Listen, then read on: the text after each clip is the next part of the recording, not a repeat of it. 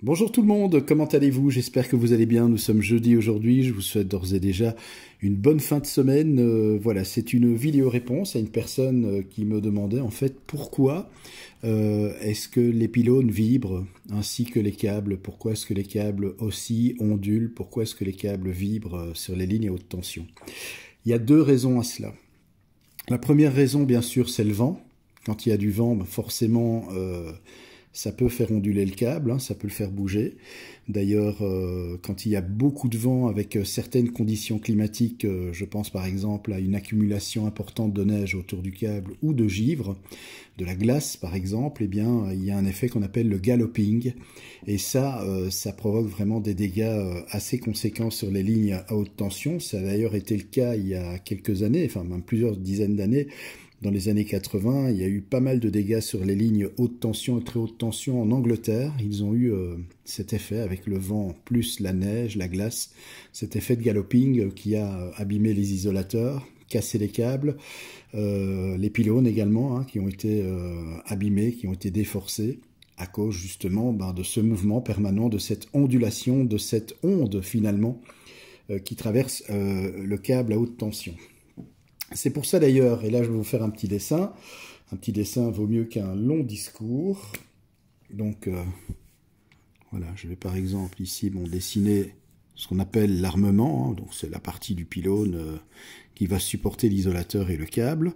On a ici donc l'isolateur, comme ceci.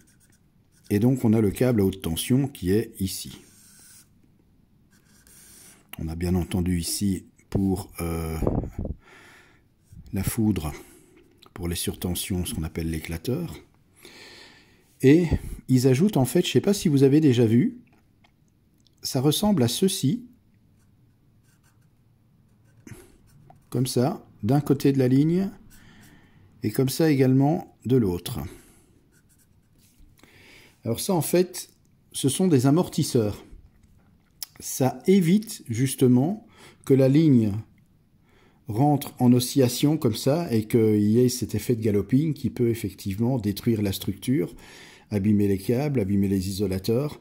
Et donc ça, c'est anti-galloping, donc c'est un amortisseur. Donc quand le câble bouge, ça permet, je vais dire, d'équilibrer les choses et d'éviter que les câbles ne rentrent en oscillation trop importante.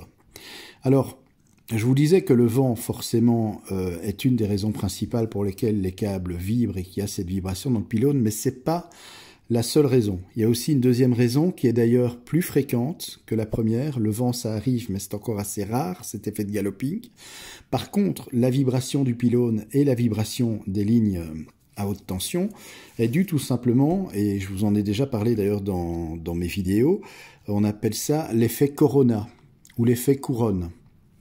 C'est-à-dire qu'un câble, on va reprendre ici un câble électrique qui est traversé par un courant électrique, ce câble va se comporter comme une antenne et va rayonner tout autour un champ électromagnétique. C'est comme une onde si vous voulez, hein, c'est une onde.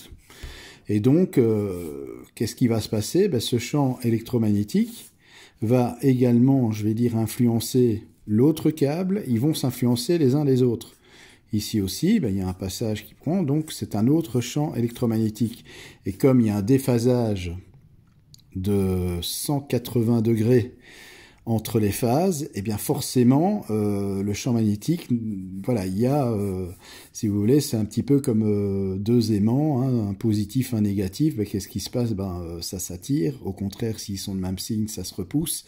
Et donc, comme les champs magnétiques d'un des conducteurs et de l'autre ne sont pas les mêmes, ne sont pas en phase, eh bien forcément ça crée des forces. Et ces forces vont faire que ça va amener le câble aussi à rentrer en ondulation, ça va créer une vibration. Cette vibration donc va courir sur tout le câble et forcément également sur le pylône à haute tension. Donc quand vous avez des pylônes à haute tension comme ceci, et que vous vous dites, tiens, comment se fait-il que ça vibre? Eh bien, en règle générale, c'est tout simplement à cause de l'effet couronne, effet corona.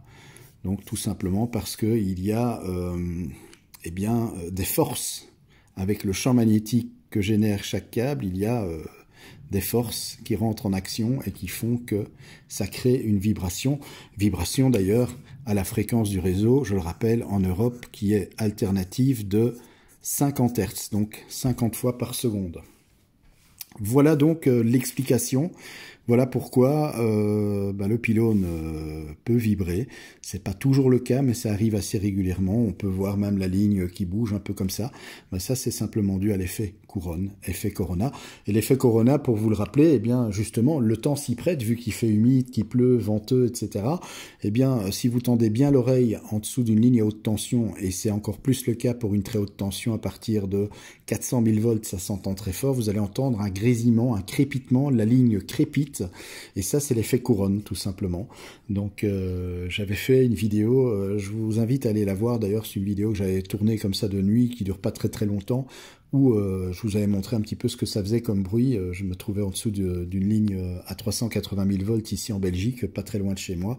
Et comme il y avait du brouillard et de la bruine, eh bien, c'est le temps idéal justement pour avoir...